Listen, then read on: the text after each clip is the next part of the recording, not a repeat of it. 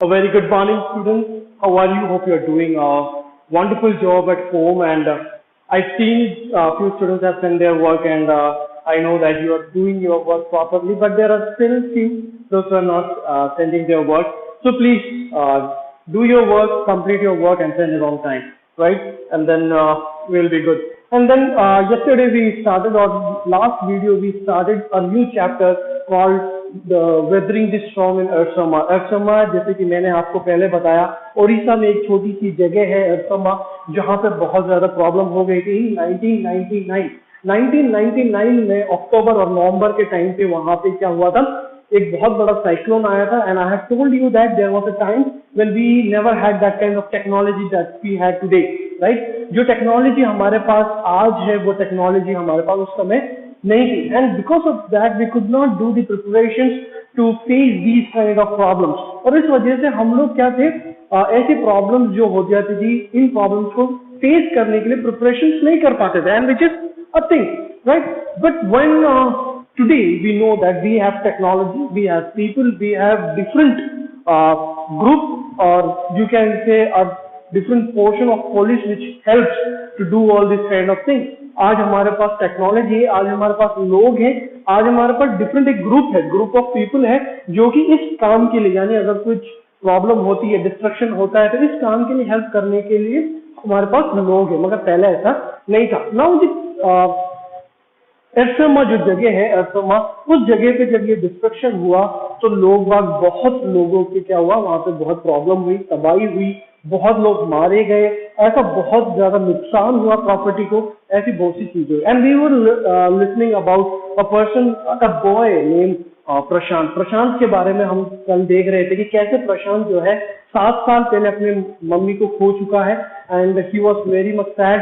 And then उसके बाद जो है कि 7 साल बाद वो अपने गांव से करीब 18 किलोमीटर दूर जो है वो अपने दोस्त से मिलने जाता है, अपने दोस्त के वहां पर रहने जाता है सिर्फ एक दिन के लिए। मगर जब वो वहां पहुंचता है तो ये साइक्लोन हिट करता है, जिसके वजह से अब वो वापस घर नहीं जा पाया।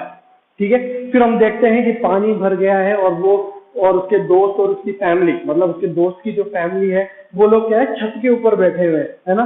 छत के ऊपर बैठ के वो लोग देख रहे हैं, पूरा नजारा देख रहे हैं कि पूरा पानी पानी भरा हुआ है, उसी के साथ पेड़ गिर रहे हैं, सब कुछ हो रहा है।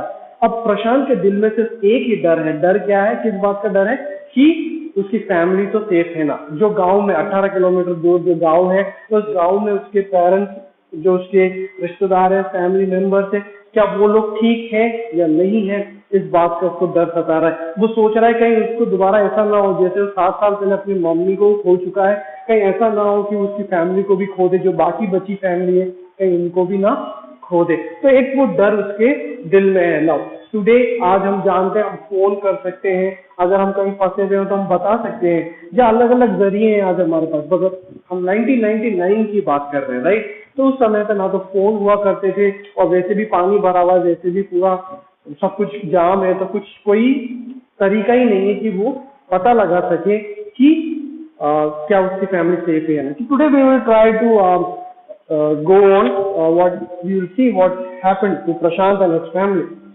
ठीक है, नेक्स्ट पैराग्राफ हम पढ़ रहे हैं। Hope you have open your books open करेंगे आप, देखते हैं क्या कहता है। 2 days later, which seemed to Prashant like 2 years, the rain ceased and the rainwater slowly began to recede। Prashant was determined to seek out his family without further delay, but the situation was still dangerous, and his friends' family pleaded with Prashant to stay back a little while longer, but Prashant knew he had to go। 2 दिन बाद, यानी वो 2 दिन तक वो लोग छत के ऊपर थे। 2 दिन बाद क्या हुआ, धीरे धीरे करके जो है बारिश रुक गई, और जो पानी जो भर गया था वो पानी धीरे धीरे कम होने लगा, है ना। तो वो 2 दिन उसको 2 साल जैसे लगे। 2 दिन जो वो उस छत के ऊपर बैठा था, वो 2 दिन कैसे लगने लगे प्रशांत को, 2 साल जैसे लगने लगे। अब उसने ये डिटर्मिनेशन लिया, मतलब उसने ये पक्का किया कि वो अपने गांव जाएगा, कैसे ना कैसे करके अपने गांव जाना। उसके दोस्त और उसके दोस्त की जो फैमिली थी, उन्होंने उससे प्लीड किया, प्रशांत से कहा, रिक्वेस्ट किया कि आप अभी मत जाओ, आप कुछ दिन बाद चले जाना, जब ये पानी पूरी तरीके से निकल जाए, बाढ़ का पानी पूरा हट जाए, तब आप चले जाना, अभी मत जाओ।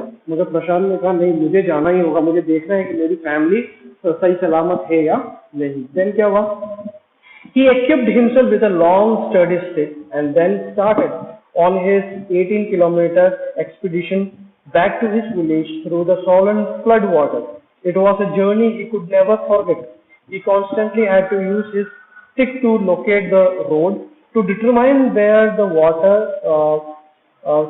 was most shallow. Now at places it was waist deep and progress was slow. At several points he lost the road and had to swim.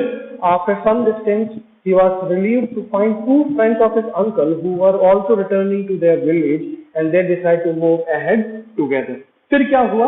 प्रशांत ने क्या किया? प्रशांत ने एक लंबी सी रोड यानी एक लकड़ी जो है लट जिसको हम कहते हैं, एक अच्छी सी लकड़ी जो है, एक बड़ी लकड़ी जो है वो अपने हाथ में ली और वो उस जर्नी पे निकल पड़ा। उस जर्नी पे वो निकल पड़ता है और लट लेके, और वो ऐसे मतलब वो लकड़ी क्यों ली थी उसने? ताकि उसको पता रहे, क्योंकि वो तो बाढ़ के पानी में है, राइट, पानी भरा हुआ है पूरा, और वो पानी जब जा रहा है तो वो लकड़ी के द्वारा देख रहा है कि कहाँ पे जमीन है, क्या पता गड्ढा हो, क्या पता और ज्यादा गहरा हो, तो उसके सहारे वो आगे बढ़ने लगा। मगर वो उसकी जो प्रोग्रेशन थी या उसकी जो रफ्तार थी वो बहुत ज्यादा स्लो थी। क्यों? क्योंकि कई बार ऐसा होता था कि पानी क्या था, वेस्ट के ऊपर, मतलब अब कमर के ऊपर भी आ रहा है, कभी यहाँ तक पानी आ रहा है, जिसके वजह से शायद वो चल नहीं पा रहा, उसको तैरना पड़ रहा है। कई बार तैरते तैरते वो रोड के इस तरफ, क्योंकि पता ही नहीं चल रहा रोड कौन सा है, क्योंकि पूरा ब्राउन पानी है, जैसे उसने पहले कहा था, तो गंदा पानी है, तो पता नहीं चल रहा रोड कौन सा है और गड्ढा कौन सा है, तो कभी कभी उधर चल जाता, फिर उसको वापिस आना पड़ता। तो ऐसे करते करते उसकी स्पीड जो है बहुत ज्यादा स्लो हो गई। अब वो 18 किलोमीटर लगेंगे उसको उसके गाँव पहुंचने में ना, तो टाइम लगेगा। तो जब ऐसा हुआ तो सबसे ज्यादा उसको रिलीफ कब मिला? उसने दो लोगों से वो मिला। दो लोग कौन थे? उसके अंकल जो कि गांव में है, उसके अंकल के दो दोस्त हैं, वो भी अपने गांव, मतलब जहां प्रशांत जा रहा वहीं जा रहा है। तो अब इन तीनों ने क्या किया, इन्होंने जो है एक ग्रुप बना लिया। इन तीनों ने मिलकर कहा कि हम तीनों एक साथ जाएंगे। अब ये तीनों जो है एक साथ निकल पड़े हैं इस जर्नी के लिए। As they waded through the waters, the scene they witnessed grew more and more macabre. Now they had to push away many human bodies, men, women, children, and carcasses of dogs, goats, and cattle that the current swept against them as they moved ahead. In every village that they passed, they could barely see a house standing. Prashant now wept out loud and long. He was sure that his family could not have survived this catastrophe. अब क्या हुआ, जैसे वो आगे बढ़ने लगे, वो तीनों लोग है ना, प्रशांत और वो उसके अंकल के दो दोस्त, वो लोग जब आगे बढ़ रहे थे तो उन्होंने देखा वो क्या है, पानी में बहते आ रहे हैं, मतलब ह्यूमन बॉडी, मतलब मेन, वुमेन, चिल्ड्रन, इनकी जो बॉडी है, जो शरीर है, मतलब वो मर चुके हैं ना, तो वो बॉडी फ्लोर कर रही है, और फ्लो करके उनके आगे आगे आ रही है। एंड इवन द एनिमल्स, जो एनिमल की डेड बॉडीज है वो भी उनके सामने आई जा रही है, उनको ऐसे हटाना पड़ रहा है ना, बॉडी को हटा के वो आगे बढ़ रहे हैं। तो वो ऐसा एक नजारा जो है प्रशांत ने जब देखा तो वो इमेजिन नहीं कर पाया, और उसके बाद वो एक जगह रुक के बहुत तेज रोता है। He started to weep, he started to cry out loud and long. वो बहुत तेज रोने लगता है और बहुत ही ज्यादा, मतलब उसके दिल में एक बार बार वो डर बैठा है कि कहीं उसकी फैमिली, क्या पता उसकी फैमिली सर्वाइव नहीं कर पाई है ना, सर्वाइव नहीं कर पाई होगी, ऐसा उसको सोच के डर लग रहा है और वो रो रहा है। Next paragraph. Eventually Prashant reached his village, Kalikuda. His heart went cold. Where their homes once stood, there were only remnants of roofs. It's true, some of their belongings were caught, mangled, and twisted in the branches of trees, just visible above the dark water. Young Prashant decided to go to this Red Cross shelter to look for his family. अब क्या हुआ, जैसे ही वो अपने गांव में enter करता है तो वो देख के, वो नजारा देख के उसका दिल बहुत ज्यादा बैठ गया। क्यों बैठ गया? जहां पे पहले घर हुआ करते थे अब उनका घर नहीं है, सिर्फ छत दिख रही है, यानी वहां तक पानी भरा हुआ है, ठीक है, सिर्फ छत दिख रही है। और जो सामान थे, जो लोगों के सामान है, जैसे हो सकता है कुछ भी बर्तन हो या कोई भी सामान हो, वो सामान या तो पानी में बह रहे हैं या किसी पेड़ों पे लटके पड़े हैं, है ना, और किसी का नामो निशान नहीं है, कोई नहीं दिख रहा है, कोई घर वाले नहीं दिख रहे हैं, कुछ भी नहीं दिख रहा। तो प्रशांत का दिल बहुत बैठ गया। Now he is very afraid, बहुत डरा हुआ है, क्या पता उसकी फैमिली के साथ क्या हुआ। फिर उसके बाद वो डिसाइड करता है, young Prashant decided to go Red Cross shelter to look for his family. Red Cross क्या है? रेड क्रॉस एक एजेंसी है या एनजीओ आप कह सकते हैं, एक तरह की एक संस्था है जो कि जब ऐसी जगह पे प्रॉब्लम होती है तो वो लोग रेड क्रॉस अपना क्या करते हैं, एक एनजीओ टाइप है, वो एक संस्था है जो आके लोगों की मदद करते हैं। तो उसको पता चलता है कि रेड क्रॉस जो संस्था है उन्होंने एक कैंप लगा के रखा थोड़ा आगे, जो थोड़ा ऊंचाई जगह पे कैंप लगा रखा है। तो प्रशांत सोचता है कि वो उस रेड क्रॉस की जो जगह है उधर जाएगा और अपनी फैमिली को ढूंढेगा। Among the first people he saw in the crowd was his maternal grandmother. Weak with hunger, she rushed to him, her hands outstretched, her eyes brimming. It was a miracle. They had long given him up for dead. Quickly word spread, and his extended family gathered around him and hugged him tight in relief. Prashant anxiously scanned the motley battered group. His brother and sister, his uncles and aunts, they all seemed to be there. अब क्या हुआ, जैसे ही वो red cross की जगह पे पहुंचा, यानी कोई ऊंचाई वाली जगह पे एक कैंप लगा रखा होगा जहाँ पे इन सब लोगों को वहां पे रखा गया होगा, तो वो वहां पहुंचता है तो वो अपने सबसे पहले किसको मिलता है? अपनी नानी को मिलता है। मैटरनल यानी मम्मी की साइड की जो ग्रैंड मदर है, नानी को मिलता है। वो नानी को देख के बहुत खुश हो जाता है। उसकी नानी जो है बहुत ही कमजोर हो चुकी है, थक चुकी है, और वो दौड़ कर आती है, वो मतलब भूख भी लगी हुई है, वो दौड़ के आती है और प्रशांत को गले लगाती है और वो बताती है कि उन्होंने सोचा था कि प्रशांत तो बचा ही नहीं होगा, है ना, तो उन्होंने छोड़ दिया था, मतलब एक आशा छोड़ दी थी, एक होप नहीं था उनको कि प्रशांत जो है वापस आएगा। बट प्रशांत जब आया तो वो बात फैल गई वहां पे, और जितने भी उसके फैमिली मेंबर्स थे, ठीक है, प्रशांत की जितने भी फैमिली मेंबर्स थे, सबको बात पता चली और वो सब लोग दौड़कर आने लगे। अब प्रशांत देख रहा है कि कोई तो ऐसा नहीं है ना, कि कोई ऐसा तो नहीं है ना जिसने अपनी जान गंवा दी। वो ढूंढ रहा अपने भाई और बहनों को, सबको कि सब तो है और सब वहां पे थे। तो अभी थोड़ा प्रशांत को वो थोड़ा खुश है, right. By the next morning as he took in the desperate situation in the shelter, he decided to get a grip over himself. He sensed a deathly grief settling upon the 2,500 strong crowd in the shelter. 86 lives were lost in the village. All the 96 houses had been washed away. It was their fourth day at the shelter. So far they had survived on green coconuts, but there were too few to go around such a salmon of people. अब क्या हुआ, जब प्रशांत next दूसरे दिन वो प्रशांत उठता है और वो सारी चीजें, मतलब उसका दिमाग बहुत ज्यादा टेंस में होता है, राइट। उसने जो कुछ देखा, आप लोग जानते हैं जब हम डर जाते हैं किसी चीज से तो बार बार हमारे दिमाग में वही आता है ना, तो शायद प्रशांत भी डर गया होगा और वो सारी चीजें उसने जो देखा, उसने जो सुना, उन सारी चीजों के बाद वो बहुत डर चुका था। मगर नेक्स्ट मॉर्निंग वो अपने आप को क्या करता है, वापस से सेंसेस में लेके आता है और फिर वो देखता है कि उस कैंप में, मतलब रेड क्रॉस का जो कैंप है, उस कैंप के अंदर करीब 2,500 लोग हैं, 2,500 लोग हैं, और करीब 86 लोग जो है वो मर चुके हैं। गांव के अंदर की बात, सिर्फ उस गांव की बात हो रही है। तो 86 जो लोग हैं वो मर चुके हैं, जिनको खो चुके हैं, और 96 घर थे जो बिल्कुल पूरी तरह से तबाह हो चुके हैं। अब उस कैंप के अंदर कितने लोग हैं? करीब 2,500 लोग हैं। इतने दिन, 4 दिन हो गए उस कैंप के अंदर, 4 डेज है ना, इसमें लिखा है कि it was there 4th day, वो उनका 4th डे था वहां पे। अभी तक वो कैसे जी रहे थे, खाने के लिए कुछ है नहीं, ठीक है, वो कैसे जी रहे थे, जो कोकोनट है, जो कोकोनट होते हैं, जो नारियल होते हैं, कच्चा नारियल जो होता है, जैसे आप लोगों ने टेंडर कोकोनट्स के बारे में सुना होगा, तो उन टेंडर कोकोनट्स की वजह से अभी तक तो वो लोग जी लिए। कितने लोग? 2,500 लोग। इसका मतलब आप समझ सकते हैं कि उनकी भूख नहीं मिटी होगी, सिर्फ जीने के लिए वो कुछ खा रहे होंगे। मगर अब इतने सारे लोग हैं और टेंडर कोकोनट पे अब बचे नहीं है, तो अब थोड़ी प्रॉब्लम होने वाली है। 2,500 लोगों को खिलाना और उनकी पूरी तकलीफों, उनमें से कई लोग को इंजर भी हुए होंगे, लगी होगी कहीं ना कहीं, है ना, मानसिक रूप से भी वो लोग कमजोर होंगे। तो ये सारी चीजें अब क्या है, उनको सही करना है। अब क्या हुआ, let's read one more paragraph and then we will stop. Prashant, all of 19 years, decided to step up as a leader of his village. If no one else did, he organized a group of youth and elders to jointly pressurize the merchant once again to part with his prize. This time, the delegation succeeded and returned triumphantly, wading through the receding waters with food over the entire shelter. No one cared that the rice was already rotting. Branches from the fallen trees were gathered to light the reluctant and slow fire on which to cook the rice. Now, for the first time in 4 days, the survivors at the cyclone shelter were able to fill their bellies.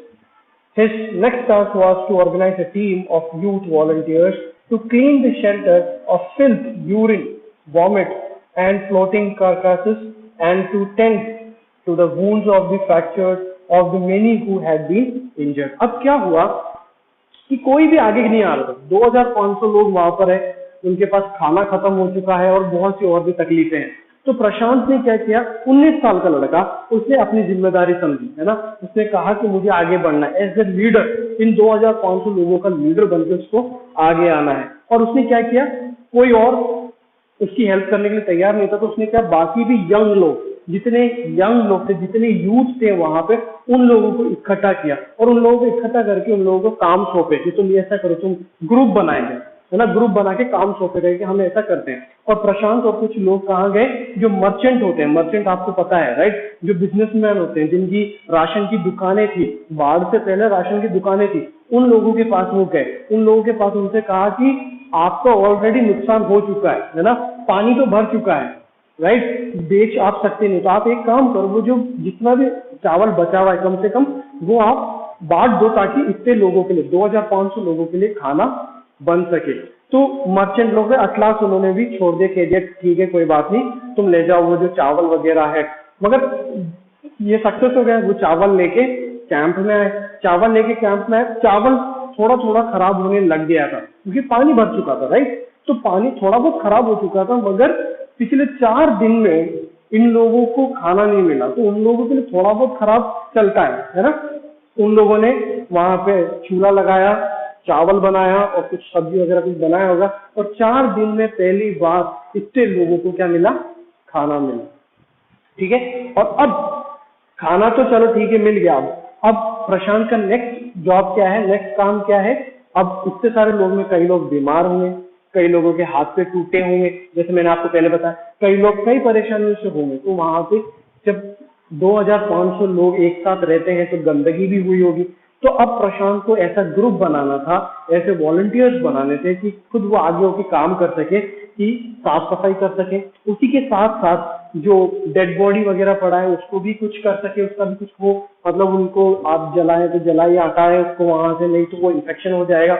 और जिन लोगों के लग चुकी है, जिन लोग के हाथ fracture हो गए, पैर फ्रैक्चर हो गए या कट चुका है कुछ, तो उन सब चीजों को सही भी करना है प्रशांत, ठीक है। अब उसके लिए प्रशांत क्या लोगों को ढूंढ रहा है, उन यंग पीपल को ढूंढ रहा है ताकि वो लोग ये काम कर सके, ठीक है। तो आज हम यहाँ तक रखेंगे, बाकी का नेक्स्ट हमारे पास 2-3 पैराग्राफ है, अगले वीडियो में हम पैराग्राफ प्लस क्वेश्चन आंसर भी देख लेंगे और वो कंप्लीट हो जाएगा चैप्टर, ठीक है। तो टिल देन अभी तक जितना भी पढ़ा है आप उसको पढ़ें। इसी वीडियो के साथ आपको यहाँ तक जो हुआ है इंटरनल क्वेश्चन, ठीक है, मैं आपको दूंगा, आपको इंटरनल क्वेश्चन करने हैं, जैसे हम पहले जो भी चैप्टर्स में या वीडियो में हमने किया है।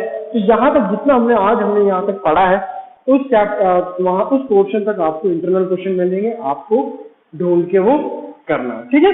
सिर्फ 3 या 4 क्वेश्चन होंगे, ज्यादा क्वेश्चन नहीं होंगे, 3 या 4 क्वेश्चन मैं आपको दूंगा, maybe 3 question, okay, will limit this question to the 3 question मैं आपको दूंगा, हम वहां तक करेंगे और फिर उसके बाद बाकी का नेक्स्ट वीडियो में कंप्लीट करके जो एक्सटर्नल क्वेश्चन है हम उसके साथ आपको पीडीएफ मिल जाएगा, ठीक है। तो टिल देन जिन्होंने अभी तक काम पुराना काम अभी तक नहीं किया, आप कर सकते हैं, आपके पास टाइम है, प्लीज डू इट। और जिन्होंने काम नहीं किया वो काम भेजें, and those are done, please read the chapter completely.